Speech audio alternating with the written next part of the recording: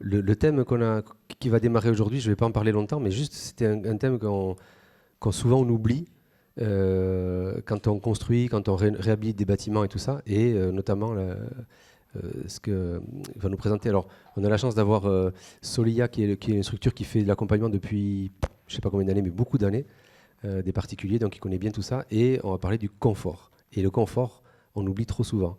Et pourquoi on souhaite parler du confort à la fête de l'éco-habitat? Bon, vous allez le voir après, mais parce que tous les matériaux que l'on met en œuvre, ils participent pleinement au confort dans l'habitat, quoi. Voilà. Donc, je te laisse la parole. Merci. Bonjour à tous. Donc, moi, je m'appelle Harold. Je travaille chez Solia en tant que thermicien. Donc, c'est la structure accompagnatrice porteuse sur France Rénov'. Hein. Donc, France Rénov', c'est le premier portail pour les usagers pour avoir du conseil et de l'information sur différents projets et notamment, entre autres, ça déroule après sur les aides financières et tous les dispositifs en amont derrière. Voilà. Donc aujourd'hui, on va parler du confort dans l'habitation. On va suivre le petit déroulé du PowerPoint, mais comment vous dire, moi je ne vais pas vous faire un cours de thermique, je vais plutôt vulgariser un peu les notions de base, les fondamentaux en fait du confort dans l'habitation. Voilà. Ok, merci. Donc la définition du confort dans mon logement. Il y a plusieurs vecteurs. L'isolation thermique, donc le principe des matériaux. Aujourd'hui, il y a une mise en évidence des matériaux, notamment sur le bâti ancien. Peut-être qu'on en parlera un petit peu. Il y a quand même des spécificités par rapport aux caractéristiques des matériaux. Sur la qualité de l'air, on parle beaucoup de qualité de l'air aujourd'hui sur de l'ancien et aussi sur du neuf. Donc j'aurai l'occasion de vous en parler. Système de chauffage, quel type de système et quel mode de fonctionnement de chauffage, notamment par rapport à nous, à notre région. Chaque région a des spécificités climatiques, donc on parlera de ça entre autres. Bon, et puis les notions de gestes du quotidien et éco-gestes pour améliorer son confort. Donc je vais vous expliquer un petit peu tout ça. Enfin, moi je vais vous retranscrire un peu mes connaissances. Et puis on aura l'occasion d'échanger après. Voilà. Donc le confort, afin de contribuer au bien-être de son logement, plusieurs facteurs sont essentiels. Logement sain, logement sécuritaire, donc ça c'est ce qui concerne toutes les pathologies, entre autres. Donc les nuisances dues à l'humidité, mais ça prend en compte aussi la notion de conformité électrique, de qualité de l'air, etc. La notion de confort, on va échanger un peu sur qu'est-ce qu'est le confort et comment on le ressent. Et bien sûr, la finalité, c'est quand même sur la fonctionnalité d'un bâtiment, c'est quand même, faut que ce soit un bâtiment économe aujourd'hui, notamment au vu des enjeux énergétiques et des hausses de consommation d'énergie, enfin des hausses de coûts des énergies en fait, tout simplement. Alors, on va voir aussi sur la partie métabolique, l'habillement, l'activité physique. Ça, c'est ce qu'on appelle l'activité physique, c'est ce qu'on appelle nous les chaleurs spécifiques. Donc, c'est le corps dégage de l'énergie. L'habillement, ça, c'est des choses assez rudimentaires. Et production de chaleur, c'est ça. Voilà. On peut passer au suivant. Alors, l'isolation thermique, ça permet de réduire les déperditions thermique du logement, de réduire la consommation, le coût annuel, c'est essentiel, améliorer, maintenir la température dans le logement, réduire les écarts entre les saisons. Donc on va parler un peu de confort d'hiver, confort d'été. Aujourd'hui, on est sur une modification un peu du climat depuis une dizaine d'années. On voit bien qu'on a des périodes estivales avec des pics, même si on est dans une zone préservée. On voit bien qu'on a des inconforts et une modification du climat sur des périodes courtes. Réduction de la sensation des parois froides. Donc ça, c'est sur les compositions des matériaux, les fusivités, les émissions de carbone, donc en fonction aussi du choix des matériaux et des systèmes. Il y a une notion d'acoustique aussi qu'on prend en compte au jour d'aujourd'hui, notamment quand on est en zone urbanisée ou avec des habitations sous rampant, etc. Parce que le phonique est lié à l'acoustique. Et on va parler des parois froides, de l'effusivité. Qu'est-ce que la résistance thermique des matériaux? Qu'est-ce que le déphasage thermique? Donc les sensations de paroi froide entre les périodes estivales et hivernales. Définition de l'effusivité thermique. Bon, je vous explique, on est sur un PowerPoint, donc moi je vais vous expliquer de manière plus simple qu'est-ce que l'effusivité. Donc l'effusivité, c'est la vitesse à laquelle un matériau peut échanger de l'énergie thermique. Concrètement, ça veut dire que suivant la nature du matériau que vous avez dans une habitation, la notion de confort n'est pas du tout la même. On a des caractéristiques de matériaux avec des effusivités différentes. Par exemple, dans le nord de l'Europe, les maisons, si elles sont en bois, c'est qu'il y a une raison. Dans le sud de l'Europe, pays chauds, Espagne, Portugal, s'il y a beaucoup de céramique, c'est parce qu'il y a des matériaux qui sont plus adaptés au climat. Donc, par exemple, sur une maison où on va travailler sur des matériaux tels que le bois, voilà, c'est un matériau qui va être capable de se mettre beaucoup plus rapidement à la température ambiante du bâtiment. Et à l'inverse, sur des matériaux avec de l'inertie comme de la céramique ou autre, c'est des matériaux qui vont permettre de garder la fraîcheur, en fait. La définition de la résistance thermique. La résistance thermique, c'est la capacité du matériau à retenir l'énergie. Et on parle après de déphasage. C'est pendant combien de temps? Donc tous les matériaux sont capables de retenir l'énergie, mais pas forcément de la même manière. Il y a une notion de temps, en fait. Qu'est-ce que je pourrais vous dire d'autre sur le... Bon, on va passer à la suite, hein, bien sûr. Alors, sur le principe de l'isolation des bâtiments, on a une espèce de règle où on dit c'est 25% de déperdition sur les toitures, tant sur les murs, tant sur les menuiseries. C'est pas une réalité en soi, suivant la composition du bâtiment. En fait, si on vous dit vous avez 25% de déperdition sur une toiture, d'une toiture sur une maison, c'est une réalité si la maison fait 100 mètres carrés et que c'est un plein pied. Si la maison elle fait 100 mètres carrés sur un R+1, c'est plus la toiture, c'est les murs qui sont les plus déperditifs en fait.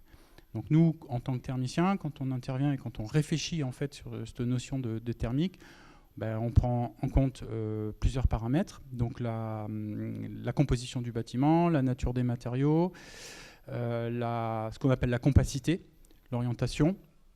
Et il y a d'autres facteurs dont j'ai évoqué un petit peu au début, c'est-à-dire que dans la notion de confort, il y a aussi il y a trois manières d'analyser sur le confort. Il y a la partie technique, donc qu'est-ce qu'on va mettre comme matériaux, etc., quelle épaisseur. Il y a la partie comportementale, c'est la composition des occupants, leur âge et le type d'occupation. Voilà. Et puis il y a l'aspect économique qui après bien évidemment est pris en compte. Donc c'est moi personnellement, à titre personnel, dans mes investigations sur les visites, c'est ces trois paramètres qui sont indissociables. Je n'arrive pas chez quelqu'un en disant IACA, faucon. D'abord, j'analyse un bâtiment dans sa globalité. Donc je regarde l'environnement, je regarde la composition, les systèmes, etc. L'usager, je discute avec lui et je regarde par rapport à son type d'occupation, comment il vit dans son bâtiment. Et je lui pose des questions. Une des questions que je pose souvent, c'est comment vous évaluez votre niveau de confort dans le bâtiment? Parce qu'on peut l'évaluer de plein de manières. On peut l'évaluer en disant j'ai des factures qui sont super chères. Ou on peut dire j'ai froid, je ne comprends pas pourquoi. Et ça peut être lié à différents facteurs. Et puis après, il y a la notion économique qui arrive derrière. Donc, une fois qu'on a compris, moi dans mon travail, si vous voulez, c'est une analyse, comme j'ai dit, c'est une analyse globale. Une fois que j'ai compris le bâtiment, ça c'est la base en fait. J'ai besoin de comprendre comment les gens vivent dedans. Combien de temps ils occupent? Qu'est-ce qu'ils font comme activité? Est-ce que c'est un foyer à 4, 5 personnes? Est-ce que c'est des retraités? Voilà. Et ça nécessite un dialogue et un discours pour comprendre leurs attentes et leurs besoins. Parce que, comme je vous ai dit, déterminer des conditions techniques, c'est assez simple. Et après, à la suite de quoi, dans notre rôle aussi de conseiller en amélioration de l'habitat, dans la mesure où potentiellement il y a des financements qui déclinent derrière, il faut être capable d'associer ces deux paramètres-là avec le troisième, c'est-à-dire quelle est la capacité éventuellement financière de l'usager pour remettre un bâtiment en confort en prenant en compte les aides financières. Et donc c'est à partir de ces trois éléments-là qu'on arrive à avoir une bonne composante pour remettre un bâtiment en confort. Ouais, bien sûr. Ok. Isolé, mais avec quel isolant? Donc, monsieur me demandait tout à l'heure. Donc on a des caractéristiques d'isolant. Là, du coup, je vais appuyer un peu parce que c'est un peu le thème de la journée d'aujourd'hui. On a différents isolants. Donc, de manière générale, on va parler des isolants conventionnels, laine de verre, laine de roche, polystyrène, etc., avec des résistances thermiques X. Et on va parler aussi, entre autres, des biosourcés, qui ont peut-être en apparence une résistance thermique un peu moins importante, mais avec une efficacité peut-être plus judicieuse qui s'adapte au bâtiment. Je vais vous donner un exemple assez simple. On parlait tout à l'heure un peu de déphasage. Moi, j'appelle pas ça du déphasage, c'est de la capacité thermique. Vous prenez un plancher de toiture. On va prendre un plafond BA13 classique. Vous mettez 240 de laine de verre. On a un temps d'échange, c'est-à-dire que quand vous chauffez le bâtiment est en chauffe, il y a une notion de transfert. Et sur un plafond classique en 240 laine de verre, on va avoir 3-4 heures de transfert. Il faut savoir qu'en thermique, le chaud va vers le froid. C'est la base. Donc ça veut dire aussi que l'été, le chaud va vers le froid. Donc le chaud rentre dans les bâtiments. Donc un plafond standard 240, c'est 4 heures d'échange. Vous chauffez votre bâtiment, au bout de 4 heures, l'énergie elle est partie dans les combles. A l'inverse, en été, au bout de 4 heures, tout le captage d'énergie de la toiture fait transfert dans les combles et en grosso modo, à 16 heures, on a toute la charge qui rentre dans un bâtiment. Donc du coup, il y a des matériaux pour y remédier. Et c'est pas un hasard si c'est des biosourcés. Alors, biosourcés, ça veut dire quoi? Ça veut dire au moins 2 caractéristiques importantes. Ça veut dire, moi j'en connais 3. Donc c'est bien évidemment la résistance thermique. Il y a le temps d'échange du matériau. Il faut savoir que les caractéristiques des biosourcés, ils ont un temps d'échange qui est plus long. Donc par exemple, avec une épaisseur équivalente ou un peu supérieure, on va travailler de manière générale avec des watts de cellulose sur des combles perdus, avec des laines de bois sous rampant. Le temps d'échange est supérieur. On peut augmenter le temps d'échange de 1 heure, 2 heures, 3 heures, suivant l'épaisseur du matériau. Donc si vous augmentez de 3-4 heures votre temps d'échange, vous augmentez de 3-4 heures le temps de confort en hiver dans le bâtiment et vous évitez les transferts de chaleur en été. Donc ça permet de maintenir une température. Oui. Le déphasage, pour moi, il est plus lié à l'inertie des bâtiments quand on a des matériaux lourds. Mais on peut l'associer à du déphasage. Nous, on appelle ça de la capacité thermique. C'est la capacité, si vous voulez, c'est la capacité du matériau à retenir l'énergie, qui est plus longue. La deuxième caractéristique des matériaux, parce que là, on peut montrer un tableau comme ça, on va regarder sur, par exemple, un polystyrène, on va avoir nous, on a des indices, donc quand on fait des calculs, la base, c'est le lambda. Donc c'est l'indicateur qui détermine la performance du logement. Donc c'est super, on a un polystyrène, il est à 0,037, donc ok, pas de problème. Mais ça ne veut pas dire grand-chose en soi. On a des matériaux qui ont des lambda inférieurs, mais qui ont une efficacité supérieure. Je m'explique. Vous prenez un polystyrène, très efficace en résistance thermique, déphasage, 0, enfin très peu. Affaiblissement acoustique, c'est pas forcément évident. Et la notion la plus importante dans le bâti ancien, c'est la régulation hygrométrique et le transfert d'hygrométrie sur les bâtiments. Donc l'exemple classique, vous prenez une laine de verre sous rampant, au bout d'une dizaine d'années, elle a tellement pris d'échange thermique entre le chaud, le froid et l'humidité qu'elle a perdu X% de sa valeur de résistance thermique. Donc il y a une efficacité, il y a une perte de performance, le matériau se dégrade. La capacité des biosourcés, c'est que dans leur composition physique, en fait, quand vous prenez une laine de verre au microscope, c'est des tubes, c'est du plein. Quand vous prenez des biosourcés au microscope, c'est un peu comme des ailes de libellule, des ailes de libellule ou des feuilles en fait. C'est une structure alvéolaire qui fait que la vapeur d'eau, elle a une circulation. Donc votre matériau, il est capable d'absorber de l'humidité et de la relâcher. Donc ça sous-entend que le matériau, il a une stabilité et il se régule. Voilà, par rapport à d'autres matériaux qui, eux, sont complètement inertes. Donc ça, c'est fondamental sur le bâti ancien, parce qu'on sait que sur des bâtiments maçonnés, généralement, ça travaille avec du conventionnel. Quand je dis c'est matériaux conventionnels, mais sur du bâti ancien, si on commence à partir sur du conventionnel, on peut engendrer des dégradations sur le bâti. Donc voilà, c'est des choix à faire dès le départ. On va passer à la suite. Isolation thermique du logement, finition afin de travailler sur l'effusivités. Donc l'effusivités, on vient d'en parler, c'est la nature du matériau en surface, en fait. Donc c'est sa capacité à se mettre à température ambiante. Si vous avez un mur en pierre, galets ou autre, ou avec un matériau dur, il va falloir chauffer énormément le bâtiment pour que le mur se mette à température.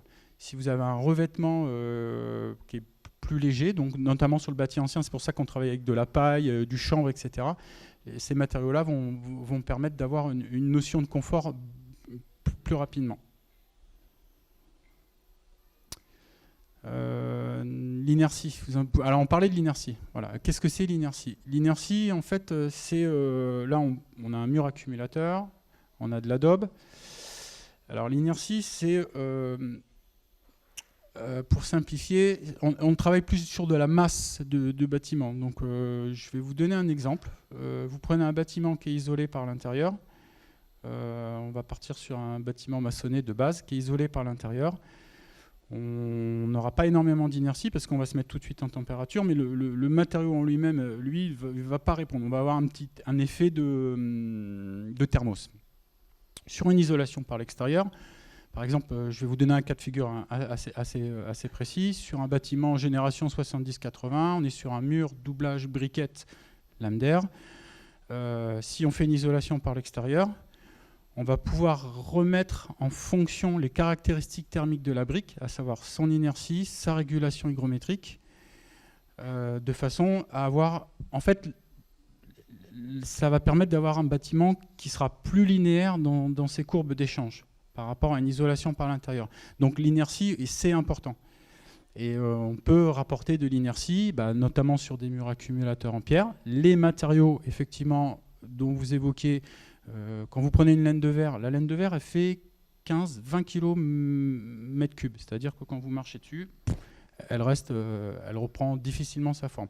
Les biosourcés, notamment les laines de bois, on est sur des densités de 45, 50, voire plus. On va jusqu'à 200 kg mètre cube pour les toitures. Donc là, pour le coup, on a un matériau qui a une inertie, une certaine inertie. Et sur par exemple, les murs accumulateurs, ça va permettre, vous avez un bâtiment, vous mettez un poêle, si vous travaillez et que vous rajoutez un mur avec de l'inertie derrière, ça va permettre de stocker et de déstocker. L'inertie du bâtiment aussi, on parle souvent, on dit que les maisons sont fraîches en hiver. Donc les maisons sont fraîches en hiver, notamment sur le bâti ancien, parce qu'elles, en hiver, elles ont tendance à stocker de l'humidité, parce qu'une maison, ça fonctionne un peu comme une cocotte-minute en hiver. On est sur des maisons qui sont un petit peu en surpression, donc l'humidité va dans les murs, et vu que l'été, il fait plus chaud dehors que dedans, les murs dégagent ces molécules d'eau, et ça provoque du rafraîchissement. C'est pour ça que les maisons sont fraîches, en fait. Et il n'y a que des murs avec une certaine épaisseur qui rajoutent de l'inertie. Donc c'est efficace en hiver, efficace en été. Ça sert à ça, l'inertie.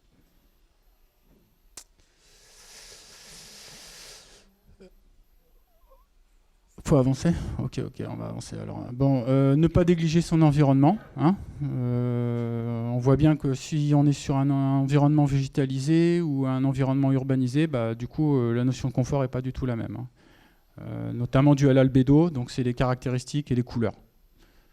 Voilà.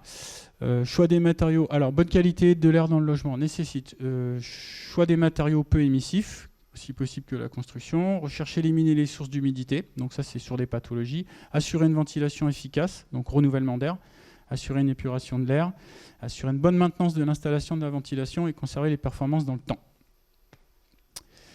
Vecteur de confort. Donc tout ce qui est associé à la ventilation, un bâtiment, ça doit être bien ventilé. Il faut savoir que 30% des maladies respiratoires chez les enfants sont liées à des mauvaises qualités de l'air dans les bâtiments.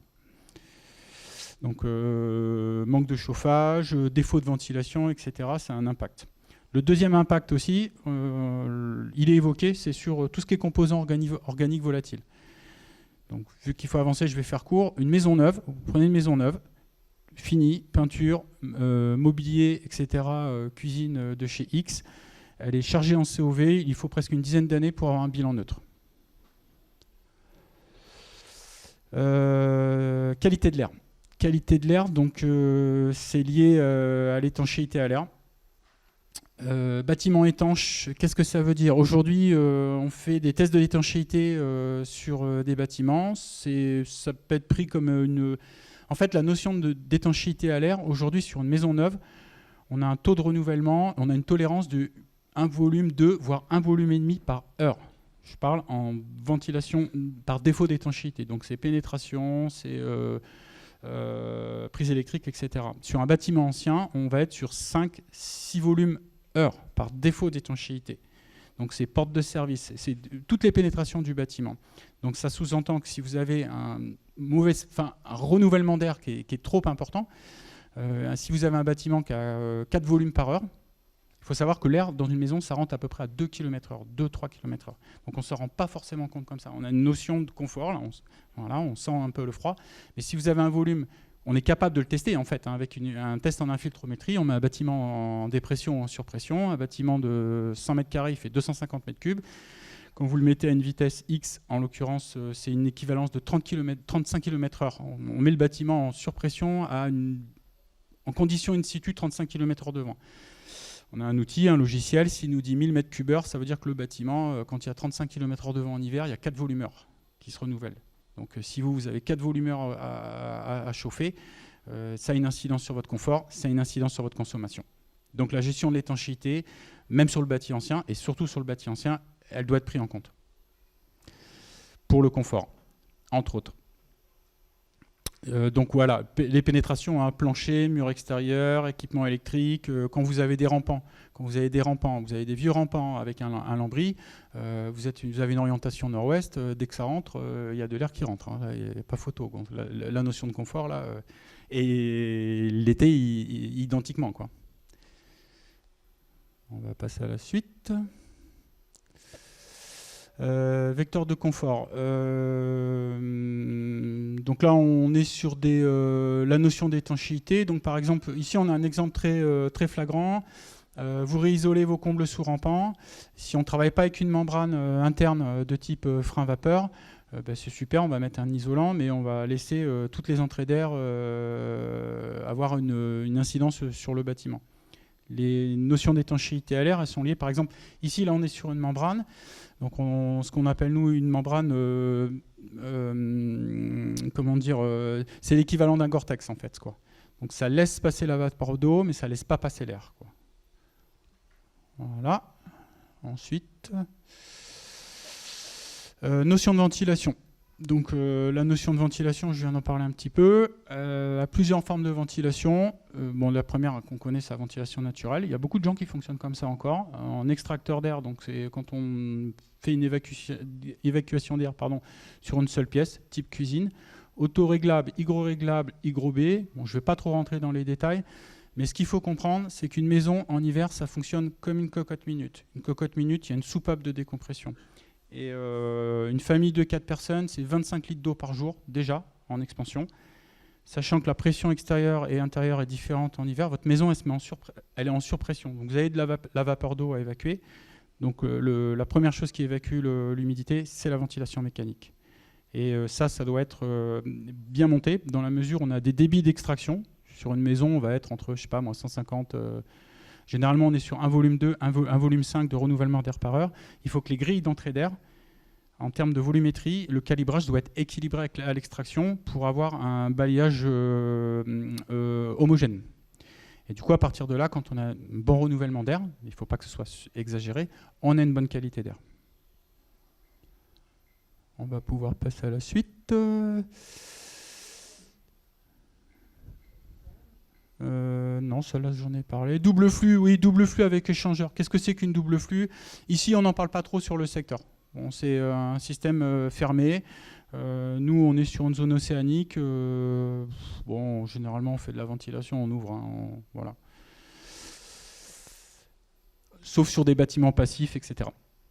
On va passer sur la suite. Les notions convection, rayonnement, conduction. C'était ça que j'attendais. Qu'est-ce que la convection ? Moi, concrètement, quand je vais en visite, les gens, je leur explique. C'est quoi de la convection ? La convection, c'est ça. C'est de l'air, en fait. Donc, si vous avez, pour revenir sur l'étanchéité à l'air, si vous avez une maison avec des fuites et que vous êtes avec des radiateurs électriques, donc vous avez de l'air froid, humide qui rentre et vous essayez de chauffer de l'air avec des appareils qui chauffent de l'air. Donc, à l'arrivée, c'est compliqué. Et la facture a une incidence. Voilà. Le rayonnement, qu'est-ce que c'est le rayonnement ? C'est le soleil en fait, hein. C'est les infrarouges. Donc aujourd'hui vous avez un système de chauffage central alimenté par ce que vous voulez, du bois, du gaz, avec des radiateurs, un plancher chauffant, vous avez un poêle à bois, c'est du rayonnement, c'est de l'infrarouge. Et c'est des ondes en fait. Et ça c'est très efficace, surtout dans nos régions où on a beaucoup d'humidité, parce que du coup ça permet de charger les matériaux autour. On a parlé tout à l'heure d'un mur un peu trompe pour réceptionner, voilà. Et la conduction, qu'est-ce que c'est ? Moi, je vais donner un exemple. C'est ce que je donne un peu quand je vais en visite. Vous mettez la main dans la neige. Donc, par conduction, on est conducteur. Et on a un ressenti, quand on met la main dans la neige ou dans l'eau froide, parce que je fais du surf, donc on met des petits chaussons, machin, etc. en hiver. La conduction, c'est je mets la main dans la neige. Au bout d'une minute, j'ai une notion de froid là, j'ai une sensation. Et je me dis, c'est le froid qui me pénètre. Mais non, en fait, c'est notre corps qui dégage de l'énergie. C'est nous qui perdons de l'énergie, quoi. Voilà. C'est ça la conduction. Donc on a parlé des systèmes de chauffage. Il y en a plusieurs. Donc ça, c'est typique, hein. Convection, convection. On chauffe de l'air. Conduction. Rayonnement. Ça, on est sur un poêle de masse. Donc on est un peu sur les deux là, en fait. Là, on est sur un mur chauffant avec probablement un enduitaire ou quelque chose comme ça. Le choix du chauffage est déterminant en fait sur un bâtiment. On peut passer à la suite. Ah, j'y étais pas. Je suis resté. Alors, les gestes. Ah là, on parle des. Oui, c'est des éco-gestes. Se couvrir, ok. Mais la notion de confort est relative, hein, parce que vous avez des gens à 17, ils se sentent très bien, et à 21, ils se sentent pas bien, en fait, quoi. Et puis le taux d'humidité est important. Vous avez, je sais pas moi, vous avez 20 degrés dans une maison avec un taux d'humidité de 60%. On parle d'une maison tradie. Et vous prenez une ossature bois, vous avez 17 degrés avec un taux d'humidité de 50% ou 40%. C'est beaucoup plus confortable quand le taux d'humidité est plus bas. Donc après, là on était sur dégager les émetteurs.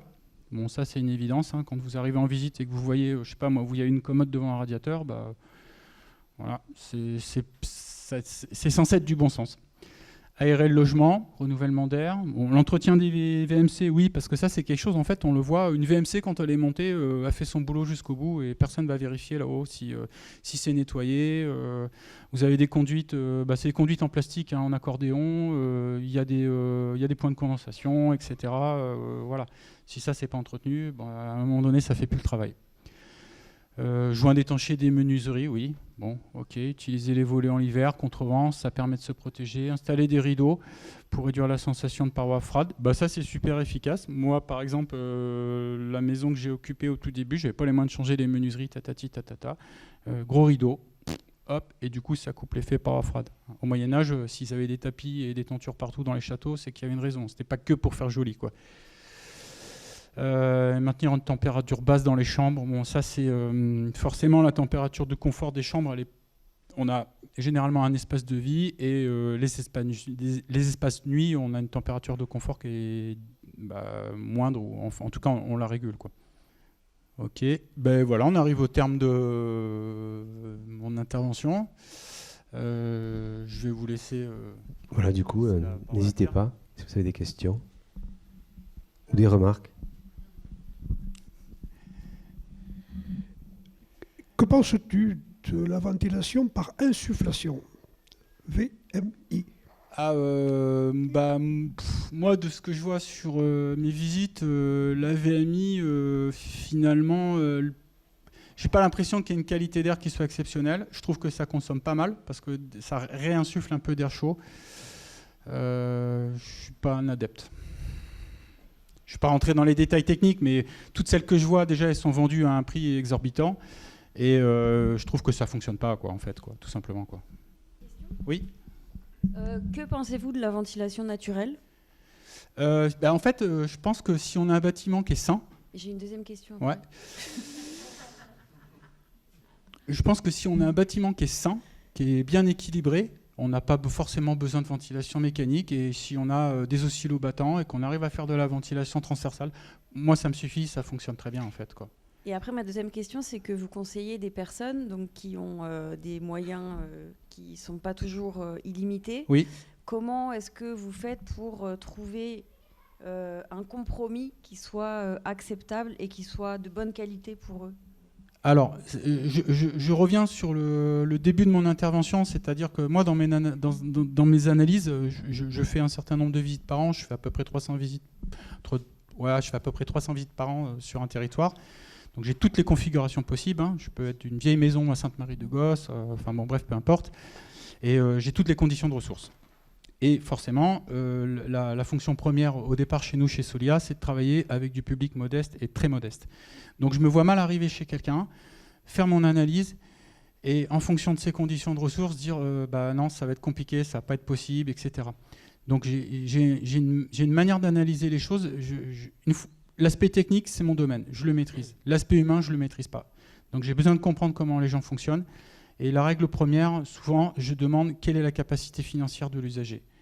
Est-ce que vous avez 10 000 ? Est-ce que vous avez 30 ? Est-ce que vous avez 50 ? Parce que mon analyse, elle ne va pas être la même à la finale. Et moi, je ne peux pas sortir de chez quelqu'un avec une page blanche. Ce n'est pas possible. Donc s'il n'y a pas beaucoup de moyens, on va faire avec pas beaucoup de moyens, on va aller chercher des fonds et on va déjà passer un gap pour améliorer le confort chez les personnes. Si on peut faire plus, on fera plus. Voilà, ça c'est ma façon d'analyser les choses. J'aurais aimé avoir votre retour sur la différence entre en termes de confort et d'efficacité d'un chauffage à conduction au sol, par exemple par chauffage solaire.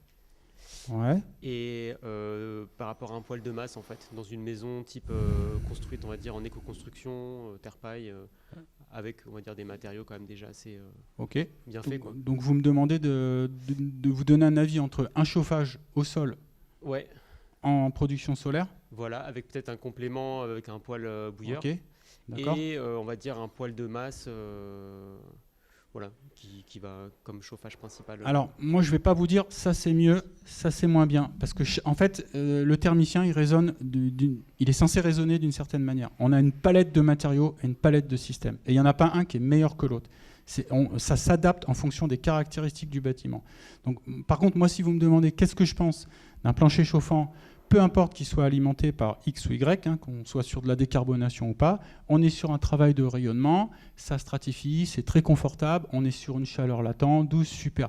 Par contre, si vous me dites alimenté par un solaire, je vous demande de réfléchir parce qu'en fait, si vous voulez, l'incidence solaire, concrètement, pour parler du solaire, le 21 décembre au solstice d'hiver, on a 2 heures d'ensoleillement. Donc c'est pas avec de la production solaire aujourd'hui que vous allez chauffer une maison. Enfin, pas de cette manière-là. Le pic de production, généralement, c'est avril-octobre. Donc ça, c'est... si vous avez autre chose qui alimente, un bouilleur, ça marche très bien. Voilà. Et le poêle de masse, alors je trouve que c'est top. Et souvent, ça s'intègre dans des gros volumes avec des maisons qui ont énormément d'inertie, où on ne peut pas forcément intervenir sur tout le bâtiment en termes d'isolation, etc. Et c'est ce poêle de masse-là qui va compenser les déperditions du logement, qui va travailler sur de la latence, sur de la longueur et qui va permettre d'obtenir une température de confort. Et en plus de ça, le poêle de masse, on peut le monter, enfin, ce principe de l'autoconstruction, c'est réalisable. Est-ce que vous voyez une différence de confort ou d'isolation entre, sur un mur de pierre, un enduit du chaud-chanvre sans enduit ou avec enduit ? En fait, on a pris la décision à la maison de laisser le chaud-chanvre brut parce que je trouvais ça tellement chouette. Et je me suis demandé si je perdais... Eh ben, on va revenir sur la notion d'effusivité et la notion de confort. Je vais vous faire un petit parallèle. Dans mes investigations, j'ai des maisons qui sont... Ce qui est valable pour un mur est valable pour du vitrage. D'accord ? Je vous explique. J'arrive dans une maison, j'ai des parois, simples vitrages ou des tout petits doubles vitrages des années 80, etc., mais avec des grandes baies vitrées, quoi. Et ce qu'il faut savoir, c'est que la notion de paroi froide, c'est ça. Vous chauffez votre maison à 20 degrés. Vous avez de l'air ambiant à 20 degrés. Vous avez une grande baie vitrée là. Vous la pointez au laser, elle fait 12 degrés. Vous faites 20 plus 12, ça fait 32. Si vous êtes à 1 mètre de la paroi vitrée, il fait 20 degrés dans la pièce, approximativement, mais votre corps, il comprend 16. Par rayonnement et par conduction. Donc forcément, si vous avez un matériau avec de l'inertie et que vous intégrez ne serait-ce qu'une petite pellicule d'isolation de type chaud-chanvre ou autre, vous coupez cette notion de paroi froide en fait. Donc ça amène une notion de confort. Il faut savoir que aussi dans les isolants, il n'y a pas de règle de proportionnalité. Ce n'est pas parce qu'on met 4 fois l'épaisseur que le résultat il est 4 fois supérieur. Et bon, je vais pas... Je sais qu'il y a des érudits dans la salle, donc je vais éviter de dire des bêtises, mais on sait déjà que les premiers centimètres, c'est ultra efficace, quoi. Aujourd'hui, on travaille sur des normes, on vous dit, voilà, oui, vous voulez bénéficier d'un accompagnement financier, etc. On a des résistances thermiques, et c'est normal. Par exemple, sur du bâti ancien, on travaille sur un petit chaud-chanvre de 4-5 cm, la différence, elle est radicale. En termes de confort et de ressenti. Sa question, c'était laisser le chaud-chanvre brut ou rajouter, je pense, un enduit dessus qui soit avec du sable, donc forcément plus... Ça, pour moi, je dirais que c'est de la déco, parce que l'enduit que vous rajoutez, il ne va pas être très épais, en fait, ça va être une couche très fine. C'est la finition. Je peux ajouter quelque chose, c'est que bien sûr, l'enduit chaud-chanvre, en effet, on a une sensation de paroi chaude, mais dès qu'on fait une finition avec du sable, pour rendre quelque chose, forcément, on perd un peu cette sensation quand même. Voilà, là, on est dans par contre, on est dans la finition de détail de ressenti. Par contre, là, il est évident que laisser le chaud-chanvre brut, non, mais je suis d'accord, c'est pas forcément facile parce que bon, il y a toile d'araignée qui s'accroche et ainsi de suite. Monsieur. Oui, c'est concernant le taux d'humidité dans une maison. Ouais. Quand on utilise une VMC, par exemple, on extrait de l'air qui est humide, justement, ouais. On l'extrait à l'extérieur. Ouais. Est-ce qu'on est sûr de faire entrer de l'air qui a un taux d'humidité inférieur que celle qui est dans la maison? Déjà, à la base, je dirais un conseil simple, vous achetez des hygromètres. Ça vaut pas cher, vous les posez dans la maison. Donc déjà, vous connaissez votre taux d'humidité. Ça vous donne déjà un indicateur. Après, je vais vous dire que, par exemple, quand on est sur de la régulation de ventilation, si vous avez une ventilation sur 3 points, cuisine, salle d'eau, toilette, okay, on va plutôt aller chercher les grilles d'extraction, les grilles d'entrée d'air, on va plutôt aller les chercher à l'est, par exemple. On ne va pas aller les chercher à l'ouest, parce qu'en hiver, on a de l'air froid, certes, mais de l'air sec. Donc après, c'est une histoire d'appréciation personnelle, mais oui, on ne peut pas être en surventilation non plus. C'est une notion faut savoir réguler, en fait. Et de toute façon, il y a la notion de chauffage qui vient en compte. Oui, mais a priori, l'air qui rentre est moins humide que l'air qui sort. Dans la logique des choses, oui, parce que je vous ai expliqué que quand vous chauffez votre maison, vous êtes en surpression, vous avez de la vapeur d'eau qui est générée par la sudation, par la douche, par les tâches ménagères du quotidien. Et en plus de ça, si vous avez un taux d'humidité X et que vous chauffez dans votre maison, votre taux d'humidité, il augmente. Est-ce qu'il est préférable de mettre devant les doubles vitrages à l'intérieur des rideaux ou à l'extérieur des volets roulants? Ouais, bon, ça c'est du ressenti. Moi, à la limite, je préfère. Si moi, vous me demandez mon avis personnel, je préfère mettre des bons doubles rideaux. Voilà. Mais ce qui est certain, c'est que le volet roulant, il fait son office, quoi. On est sur une paroi qui protège le vitrage.